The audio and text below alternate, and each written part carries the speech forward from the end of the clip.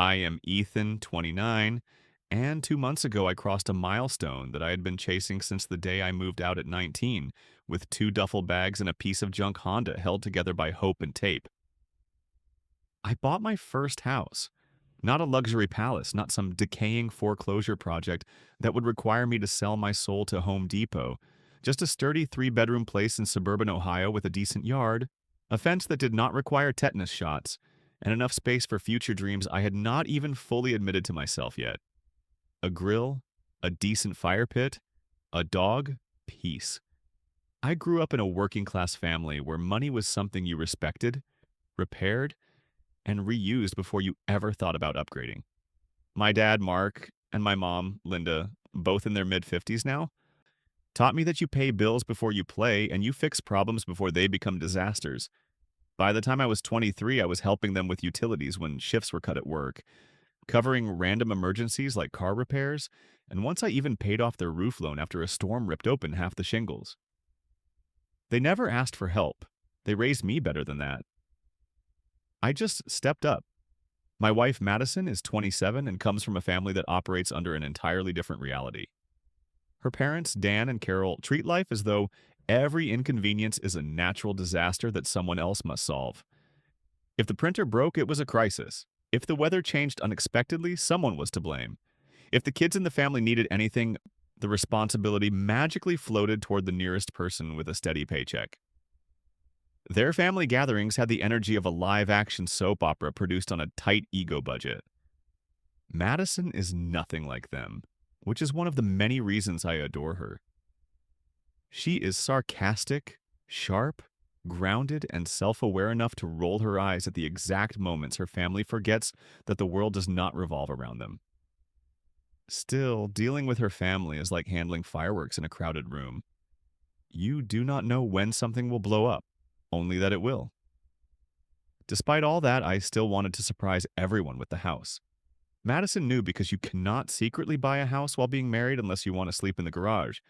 But besides her and our realtor, no one else knew a thing. I saved for years, pinched every extra dollar, and scraped together the 20% down payment, then dropped another $18,000 on closing costs and renovations. New flooring, paint, furniture, everything cost more than I expected. By the time it was over, $74,600 had disappeared from my savings account, and I felt a mixture of pride and deep existential nausea. But it was worth it. It was ours. We planned a casual housewarming reveal, nothing dramatic. Just burgers, beer, my parents, her sister, my sister. The house looked perfect that day. It had that new home smell of fresh paint and future memories. My parents walked in practically glowing with pride. My mom whispered, almost like she was afraid she would jinx it, that she could not believe I did this on my own. My dad kept touching walls and nodding like he was appraising a horse. Madison walked around quietly proud, the way she always does. Her parents, however, walked around like they were on a scouting mission. Carol inspected things like she was measuring for curtains. Dan kept glancing around with the expression of a man looking for a prize he had not yet been handed. Madison's sister acted like she was touring a potential filming location for reality television. I ignored it. It was supposed to be a good day. Then I made the announcement. I guided everyone into the living room, took Madison's hand, and said, "Welcome to our home." My parents clapped. My sister hugged me. Madison grinned and squeezed my fingers. And then the moment happened. The moment that hit like a wrecking ball pushed by angels of chaos. My mother-in-law, Carol, 49, turned toward the group with the confidence of a monarch who never accepted the idea that she could be wrong, and said loud enough to echo off the new walls that it was wonderful because now that a house had finally been found for her business, I would be the nanny. For several seconds, I genuinely believed she was joking. Everyone else reacted like she had just announced a surprise engagement. Dan clapped. Madison's sister let out a celebratory holler. Carol even did a little bow, like she had just been crowned queen of my living room. Then she launched into explaining her grand plan for something she called Carol's Care Collective. which based on her description was not a business, but a way for her to dump her chaotic 4-year-old twin grandkids from Madison's sister onto me for free babysitting while she called it an entrepreneurial venture. She said it with a straight face, in my living room, next to the new dining table I had paid for with overtime hours, while my parents watched in stunned silence. She kept going. She said it made perfect sense since I work from home. She gestured toward one of the spare rooms and said that room would become the daycare room. She basically announced that she had appointed me as the new full-time caregiver for the twins because, in her words, I was young and flexible. Something inside me shifted. Not rage, not humiliation. Just clarity. I had saved, planned, sacrificed, gone without vacations, missed nights out with friends, and worked myself into knots to buy this home. And she thought it was a blank canvas for her fantasy business plan. So I said, louder than I meant to, but steady enough to ring in the air, that she needed to take the crown off because this was not her house. It was not her daycare, and I was not anybody's nanny. Silence. Thick, absolute silence. Dan muttered that I was rude. Carol stared at me like someone unplugged her. Madison looked mortified but relieved at the same time. My dad's eyebrows were near his hairline. My mom had the expression of someone watching a live train derailment. Then Carol tried to reclaim control of the moment. She accused me of ruining the occasion. She said her family needed help and that I had plenty of time. She scolded Madison and said that a good husband should help the family, to which Madison snapped back that our family was me and her. And Carol did not get to volunteer me for anything. My parents left early because the tension was choking the air. Madison cried in frustration when the door closed. Her parents sent her 27 messages in the next hour alone. Carol sent me a 3-paragraph lecture about lost opportunities and disrespect. I blocked her, and I genuinely believed that was all, that the worst was over, that the line had been drawn. I thought that was the end. Of course it was not. A week passed after the housewarming disaster, and for a few quiet days I allowed myself to believe the storm had finally blown over. Madison and I settled into a new, calmer rhythm. We cooked dinner together, organized the garage, argued playfully about whether the lawn needed edging, and tried our best to pretend that her family drama was not a looming thundercloud hovering somewhere just off the horizon. I should have known better. Peace in her family is never the real state of things. It is just the pause before the next wildfire. On the 7th morning, I heard a car door slam hard enough to shake the window. I peeked through the living room curtains expecting a delivery truck or a neighbor forgetting their brake pedal. Instead, I saw Carol marching up my walkway with the determination of someone who had finally decided she would no longer wait for the world to give her what she wanted. She carried 2 huge plastic toy boxes, the kind decorated with cartoon animals and smiling suns, both stuffed so full that the lids bulged. Balanced under her arm was a stack of baby gates, at least 6 of them, wobbling every time she shifted her weight. Before I could even reach the door, she pushed it open as though she owned the place. She did not knock. She did not announce herself. She acted like she had a key hidden in her shoe, even though she had never possessed one. She marched inside, dropped the toy boxes in the middle of my hallway, let the baby gates clatter onto the hardwood floor, and declared that everything was ready for Monday. For a moment, I genuinely wondered if she had lost touch with reality. Then I realized she had simply returned to her natural state of entitlement and delusion. I had worked too hard for this house to let my hallway turn into a storage unit for a business that existed only in her imagination. I actually laughed out of complete disbelief and watched her face shift from confident to offended in under 10 seconds. She reacted like I had insulted her entire lineage. She refused to take anything back. I told her she was not leaving her belongings scattered through my home. She stood there with her arms crossed, insisting that I would thank her later. So I decided to end this on my terms. I carried every single baby gate and both toy boxes outside, walked them to her SUV, loaded them neatly in the trunk, and closed it. Then I handed her a printed invoice I had made on my home office printer. The paper read that she now owed a $150 per day storage and disposal fee for any unwanted items abandoned on my property. She stared at the paper as if it had personally betrayed her. She shouted that I could not charge her anything and demanded to know what gave me the right. I explained that if she left random items in my home without permission, I had the full right to set my own terms for dealing with them. After all, unwanted property left behind becomes someone else's problem, and problems are not free. Her reaction was exactly what I expected. She spun around, stormed back to her SUV, and peeled out of the driveway so quickly that she clipped the edge of the grass and nearly hit a mailbox. I made a mental note to check for tire marks later. The neighborhood was going to love her. When Madison got home, I explained everything. She was furious, but not at me. She called her mother and her father and stated clearly that from now on, no one was allowed inside our house without explicit permission from both of us. Her family responded with the subtlety of a marching band falling down a staircase. Her dad accused me of poisoning Madison against them and claimed that I was trying to disconnect her from her roots. Carol insisted that she had every right to visit her daughter and that it was outrageous for me to have rules in my own home that did not revolve around her needs. She then launched into her favorite threat of all time, the one she uses whenever she is told no by anyone. She would call a lawyer. I told her that she was free to do so and encouraged her to present any attorney in the United States with the question of whether she had the legal right to force me to babysit grandchildren that were not mine in a house that she did not own, rent, or contribute to in any way. The challenge deflated her bravado immediately, but she still tried to keep the threat alive because it was the only card she had left. After that call, I waited. I half expected some poorly formatted cease and desist letter typed in Comic Sans.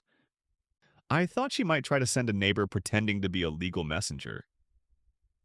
I braced myself for any ridiculous attempt she could conjure. Days passed, then more days. Not a single envelope arrived. My phone stayed silent. No strange vehicles parked in front of my house. For all her threats and dramatics, there was nothing. Shockingly, no lawyer ever called. 2 quiet weeks went by after the invoice incident, and the silence from Carol felt almost suspicious. It was the kind of silence that makes you check behind doors and corners, the kind of silence her family only produces when they are planning something or licking their wounds. Madison and I focused on our own life, repaired the patch of lawn her mother had practically excavated with her SUV tires, and avoided talking about her parents unless absolutely necessary. Then came the family event we could not skip. Her grandfather had recently passed, and his absence carried real weight. He had been the only consistently rational member of that side of the family, a man who spoke rarely but always meant every word. His house felt different without him, quieter in the wrong places and full of the kind of lingering grief that clings to the walls. The family gathered for a small reading of his informal wishes. It was not a formal will or anything involving money. It was just sentimental items he wanted to give to specific people. Old clocks, tools, photo albums, trinkets that carried decades of meaning. I walked into the house fully aware that Carol would be there, and that the recent conflicts had festered long enough for her to create new versions of events in her head. I expected passive-aggressive comments. I expected pointed glances. What I did not expect was the performance she had prepared. She spotted me immediately, drew in a breath so dramatic that 3 cousins turned their heads and launched into her mission. She raised her voice just enough for people in the next room to hear and began telling anyone in earshot that I was abusive, controlling, and financially selfish. She painted herself as a victim and framed me as some power-hungry tyrant who kept her daughter hostage.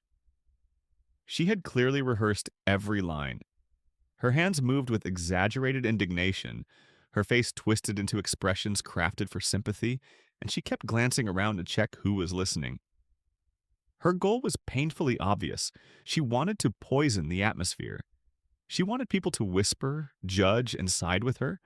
She wanted the rest of the family to turn on me so that any boundary I tried to enforce in the future would be met with resistance. It was her attempt to rewrite reality in her favor so completely that even Madison would start doubting her own perception.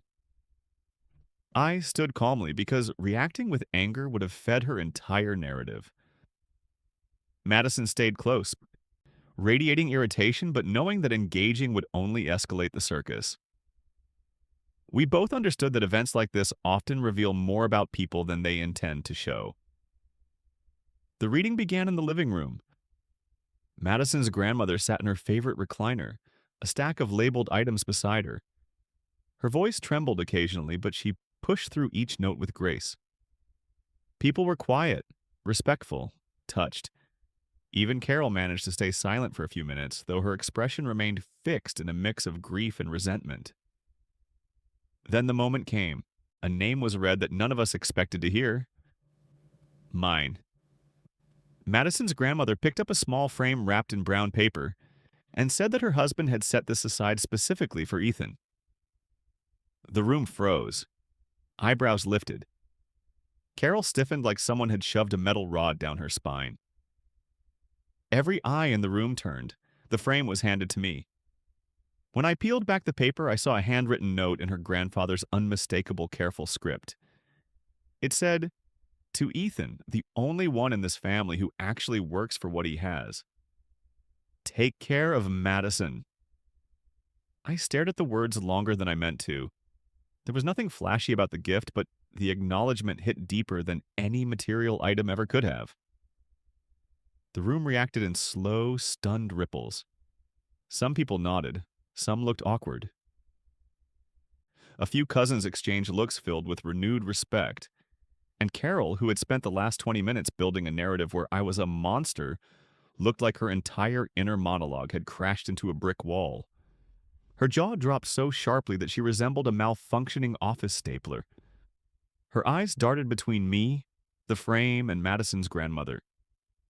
She finally managed to choke out a strangled question, asking why it was given to me.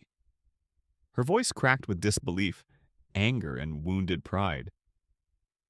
Madison's grandmother did not waver. She explained simply that I earned it because I work for what I have, because I do not mooch, and because her husband respected people who take care of their family instead of expecting others to do it for them. Carol opened and closed her mouth several times like a fish dragged onto a dock.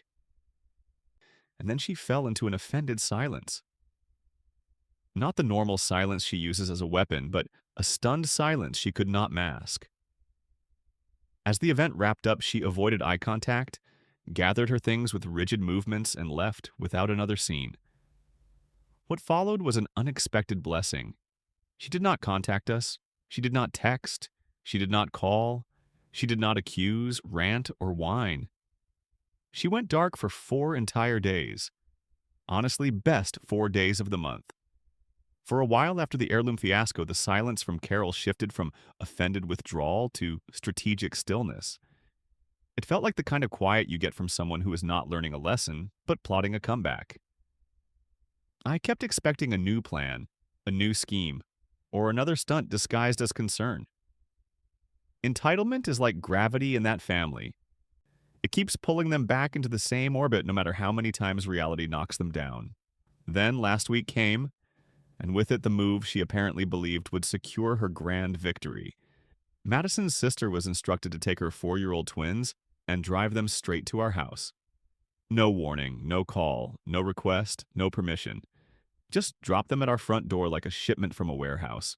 Carol's logic was that since I work from home, I was obligated to serve as the default babysitter, whether I wanted to or not.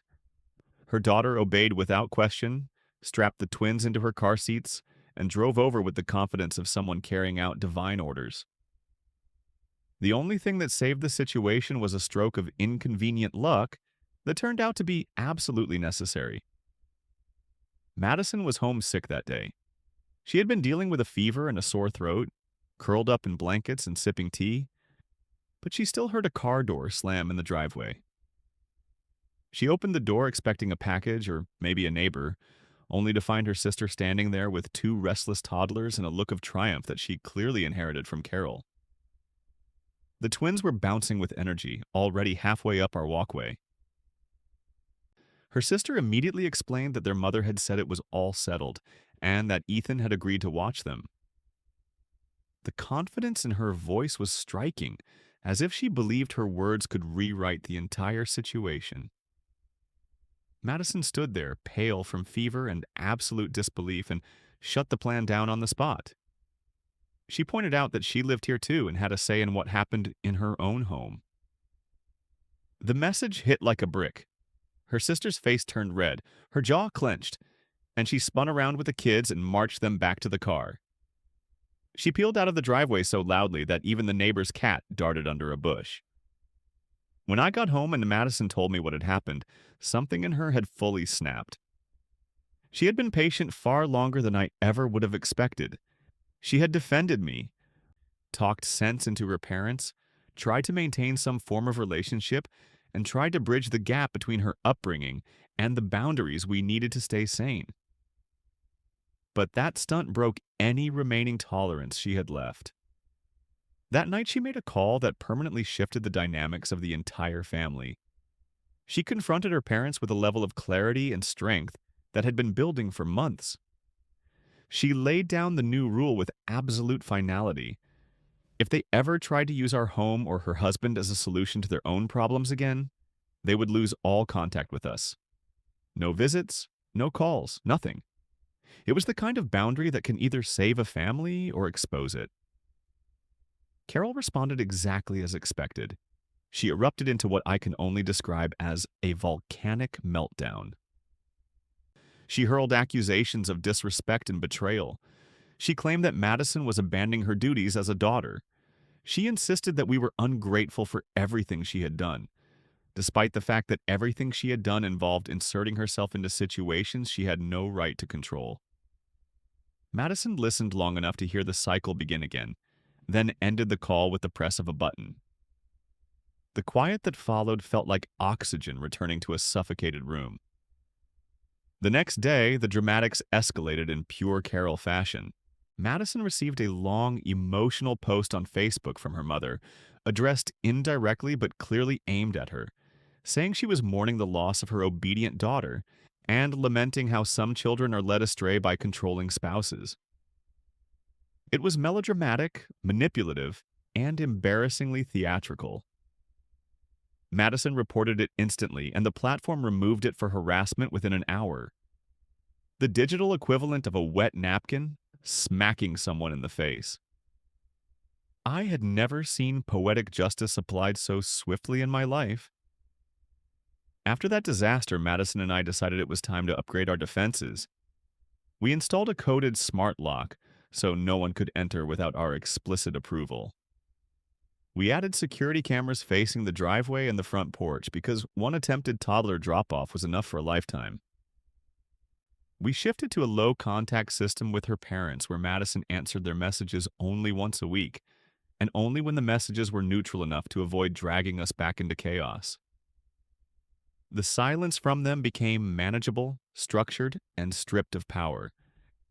It was finally on our terms. Meanwhile, my parents continued being a reminder of what supportive, balanced adults are supposed to look like. They came over one weekend with a porch swing they had picked up at a flea market, saying it reminded them of the one they had when I was a kid. We installed it together in the backyard, grilled steaks, and talked like normal humans who understood boundaries and respect. It felt grounding in a way I did not realize I needed. In the midst of all this, Madison and I found a rescue dog at the local shelter. He was a mixed breed with giant ears, a crooked tail, and the personality of a retired comedian. We named him Buster. He settled into the new house instantly, patrolling the yard like he had been waiting his whole life for a place to belong.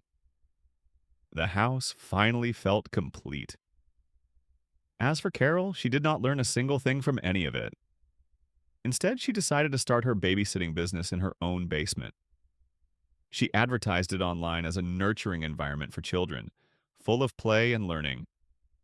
Her first customer left a review saying it was the loudest and messiest place they had ever stepped into, complete with chaos, noise, and absolutely no sense of order.